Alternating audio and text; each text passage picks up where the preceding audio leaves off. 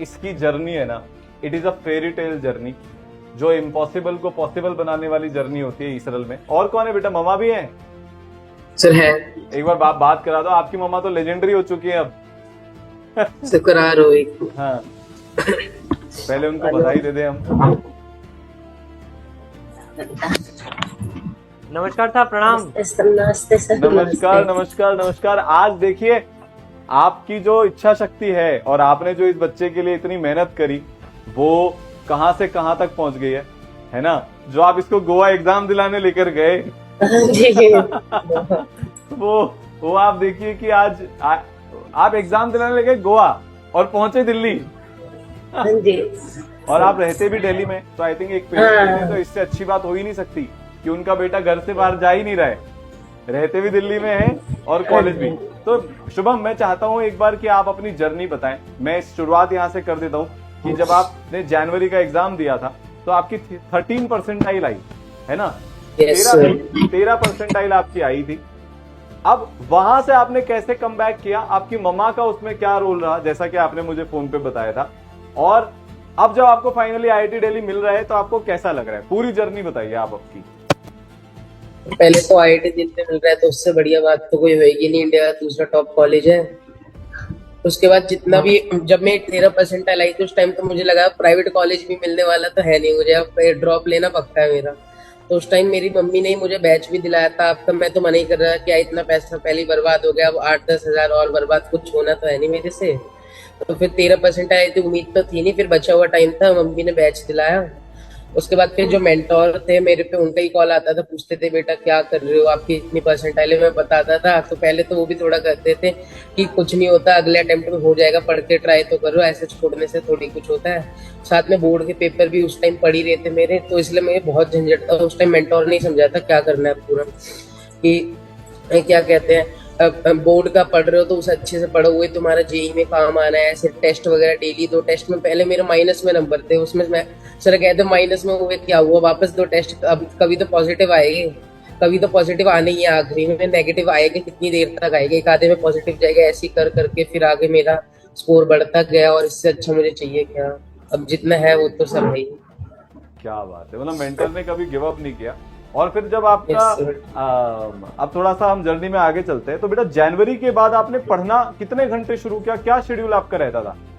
क्योंकि आपको बोर्ड भी साथ में मैनेज करना था। हाँ, तो पहले तो आदत थी नहीं मुझे पढ़ने की, मैं मुश्किल से 2 घंटे पढ़ता था डेली। तो मेरे लिए पढ़ना तो बहुत मुश्किल था, ऐसे 2 घंटे बैठना मुश्किल था। फिर सोचा कि अब तो हो ही गया, इतना बर्बाद हो चुका, इतना सब इतना सुना रहे, 13 परसेंटाइल आ गया, अब तो कुछ करना पड़ेगा, नहीं तो ड्रॉप लूंगा तो और घर वाले भी जीना हराम कर दे साल भर मेरा। फिर कुछ कर तो पाना नहीं था, तो उसमें फिर थोड़ा मोटिवेशन मिला। तो मैं जैसे पहले तो 6 घंटे पढ़ रहा था मेंस के टाइम पे, जैसे मेंस का 1 महीना बचा, बोर्ड खत्म हो गए थे ना, तो मेरा 8 से 10 घंटे मिनिमम जा रहा था पढ़ने का डेली का। तो ये 10 से 12 घंटे, फिर एडवांस में तो 12 घंटे डेली पढ़ना ही था हर हाल में, ऐसे हुआ था मेरे तो सारा कवर। वो भी मैं खाली वेटेज जिनकी ज्यादा टॉपिक में एडवांस में वही किया था। अभी मुझे बहुत चैप्टर ऐसे है जो आते नहीं है एडवांस में, मतलब आपने सेलेक्टिव पढ़ाई करी, कुछ चैप्टर्स आपने किए वो बहुत अच्छे से किए। और थोड़ा साथ ईश्वर ने भी दिया कि उन चैप्टर्स में से ज्यादा सवाल आ गए। हाँ, वो भी है। और बाकी सबसे बड़ा रोल इस जर्नी में अगर मैं पूछूं आपके अलावा किसका रहा, तो आई थिंक जो हमारे साइड में ईश्वर का रूप बैठी है हमारी माता जी, उनका सबसे बड़ा रोल रहा। जैसे आप मुझे बता रहे थे, आपके आसपास के लोगों ने आपको खूब ताने मारे स्कूल में, है ना? बहुत ज्यादा। क्या क्या बोला गया था जब 13 परसेंटाइल आई थी? 13 परसेंटाइल किसकी आती है, ऐसे तो बिना पढ़े आ जाती है। ये सब कोई भी मतलब ऐसी जिससे बात करूं सब ये कहते हैं 13 परसेंटाइल है, ये क्या करना है, ये करना, प्राइवेट का ढूंढ, प्राइवेट भी मिलेगा नहीं कॉलेज, तो ड्रॉप ले ले, पढ़ाई करके फायदा नहीं, काम वाम करने चले जा, क्या फायदा है ऐसे तेरा, ऐसे करने चला जा, मतलब कि ऐसे क्या फायदा पढ़ाई करके, पढ़ाई में तेरा कुछ लिखा ही नहीं, अब छोड़ दे पढ़ाई लिखाई, ऐसे नॉर्मल काम वाम कर रहे, पैसा कमा। ओ भाई, आंटी आपको अपने बच्चे पर इतना विश्वास कि आपने उसको पहला अटेम्प्ट में इतना बुरा रिजल्ट आने के बाद कोर्स परचेज करवा दिया, तो ये बचपन से टॉपर रहा है क्या कि आपको इसके ऊपर इतना विश्वास? सर 10वीं तक तो बहुत अच्छा था, 10th तक जब इसने पढ़ाई करी तो मतलब बहुत अच्छा था, मतलब बोर्ड आते आते इसने करा, मतलब बहुत करा, मतलब रात रात भर पढ़ता था ना, सुबह के 4 बजे भी मैं देखती थी तो पढ़ता था। तो मुझे डर लगता था कि अगर इसका नहीं हुआ कोई ऐसा ना हो कि इसकी हिम्मत बिल्कुल खत्म हो जाए, क्या करेगा। मतलब मैं सुबह 4 बजे भी उठती थी ना तो पढ़ता ही दिखता था मुझे, मैं उसको खुद डांटती थी, सो जा बेटा, सोएगा नहीं तो दिमाग कैसे काम करेगा फिर। ये था। मतलब फिर हमारे पास ये था कि हम गोवा जाने वाले थे, तो ये इसके पापा बोलते थे कि गोवा मैं नहीं भेज सकता हूँ फ्लाइट से, तुम ट्रेन से जाओ। मैंने कहा बच्चा तो वैसे ही स्ट्रेस में है, अगर ट्रेन से जाएंगे 3 दिन 2 दिन लगेंगे तो बच्चा पेपर कैसे देगा।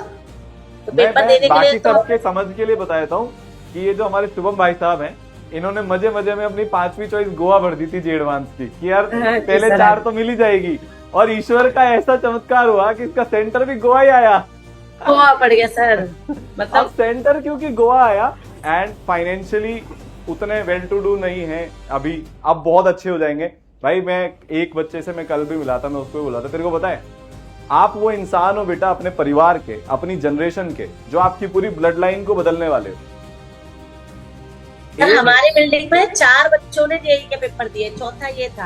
हाँ। तो मतलब उन तीनों का जेई फर्स्ट में ना हो गया था, मतलब किसी का 96 91 ऐसे हो गया था, तो इसका 13 परसेंटाइल था। तो बिल्डिंग में सब बोलने लगे कैसे हो, कितना आया कितना आया। तो हमने तो किसी को शर्म के मारे बताया नहीं, कि बिल्डिंग के ही थे 4-5 एक ही बिल्डिंग में रहने वाले थे, तो हमने बताया नहीं कि अब इसको बेइज्जत करेंगे, लेकिन पता लग जाता है एक ही जगह कोचिंग कर रहे थे।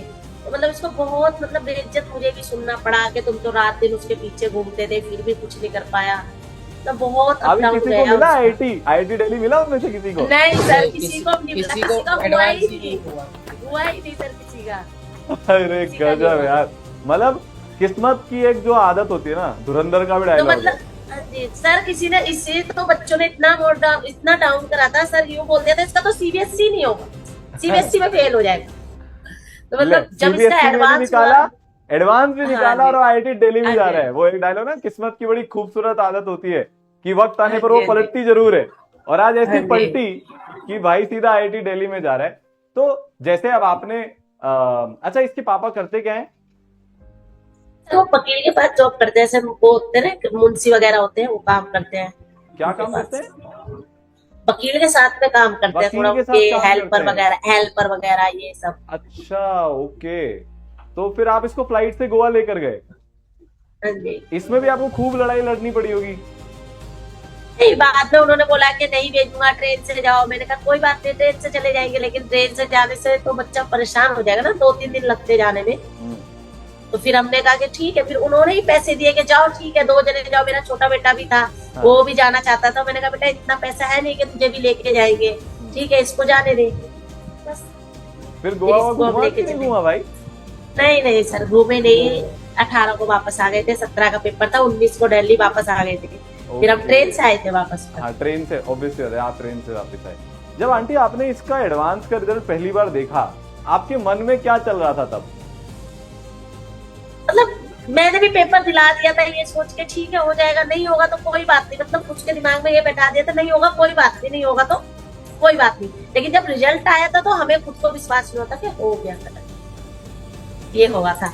मतलब उसको भी नहीं था कि हो जाएगा मम्मा, ठीक है ठीक है। मतलब हमने भी छोड़ दिया था, हो गया ठीक है, नहीं हुआ तो कोई बात नहीं, अगले साल ट्राई करेंगे ये करके हमने भी छोड़ दिया था। लेकिन जब हो गया ना, मतलब खुद को भी यकीन नहीं हुआ कि हो गया। चलो, आप इतने ऑप्टिमिस्टिक हैं, आपकी सोच इतनी पॉजिटिव है ना शुभम? सही बोल रहा हूँ ना मैं?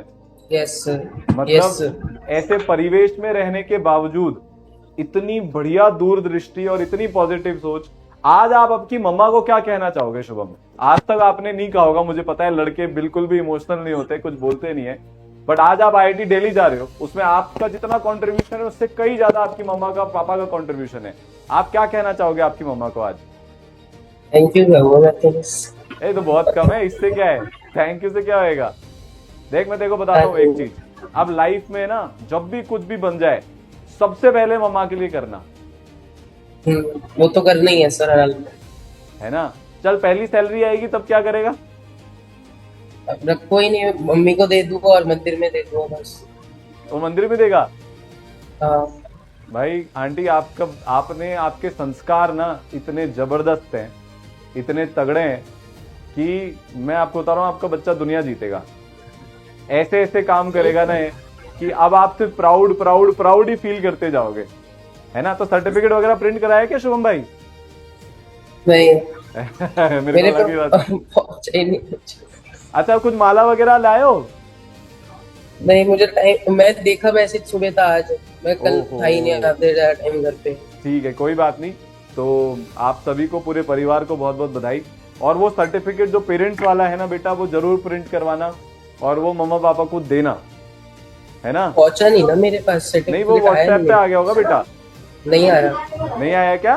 चलो भेज देंगे अभी हम, नहीं, ओके सर। है ना? अभी आपके पास आ जाएगा और ये लाइफ लॉन्ग की मेमोरी हो जाएगी बेटा, है ना? यस और यस। अब IIT दिल्ली जाके क्या करने का प्लान है?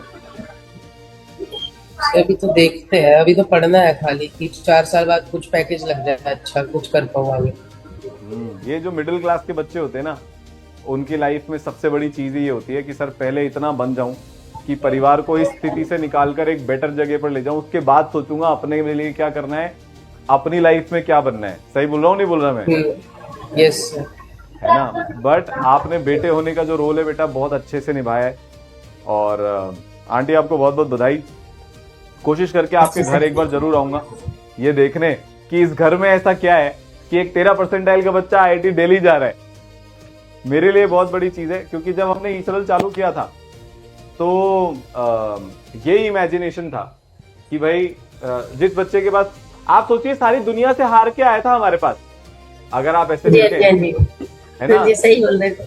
और सब इसको यही बोल रहे थे तुझसे नहीं होगा, पर मुझे पूरा विश्वास है कि ईसरल के किसी भी एक व्यक्ति ने कभी इससे ये नहीं बोला होगा बेटा तुझसे नहीं होगा, यही बोला हाँ होगा जी कि सर, बेटा आज तू कर सकता इसके, है। हाँ जी, आज इसके मेंटोर का जब भी फोन आता था ना, वो उसको मतलब ये टेस्ट देता था ना, माइनस पे जाते थे इसके नंबर, तो वो हमेशा वो टीचर फोन करती थी ना, क्या नाम था टीचर? पहले तो पूना मैम की, उमा मैम थी। हाँ जी, हाँ जी, उमा मैम भी थी। उमा तो मतलब मैम, उसको उमा हमेशा, हाँ जी, फोन करती थी ना, तो उमा मैम हमेशा बोलती थी बेटा तुम कर पाओगे, मतलब वो हमेशा बोलती थी कर पाओगे। तो मतलब ये खुद बोलते, पहले इसकी मेंटर कोई और थी, तो फिर उमा मैम जब आई ना, तो ये खुद बोलता था कि उमा मैम मुझे हमेशा फोन करके बोलती है कि बेटा तुम कर पाओगे, टेस्ट में माइनस आ रहा है कोई बात नहीं, तुम कर पाओगे। बहुत सपोर्ट ही मिला है इसको टीचर से तो हमेशा ही। तो वो टैगलाइन सही हो गई, ईसरल है तो सब सरल है। अब ईसरल है तो 13 हाँ जी, हाँ जी। से IIT भी सरल है भाई, IIT दिल्ली। हाँ जी, हाँ जी, हाँ जी, हाँ जी। आपको पुनः फिर से बहुत बहुत बधाई।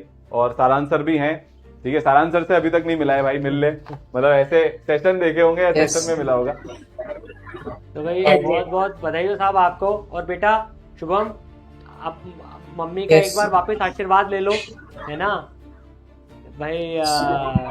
तो आप नई जर्नी शुरुआत कर रहे हो, और साहब आपको बहुत बहुत बधाई हो, बेटे ने जो काम किया है वो एकदम जबरदस्त है। हाँ जी, हाँ जी। ठीक है, मिलते हैं बेटा, है ना? Thank you, thank you, thank you.